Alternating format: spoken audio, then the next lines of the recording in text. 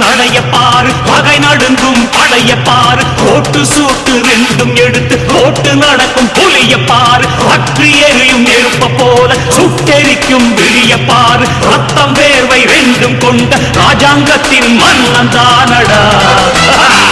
இவன் பேருக்குள்ளே காந்தம் உண்டு உண்மைதானடா இவன் பேருக்குள்ளே காந்தம் உண்டு உண்மைதானடா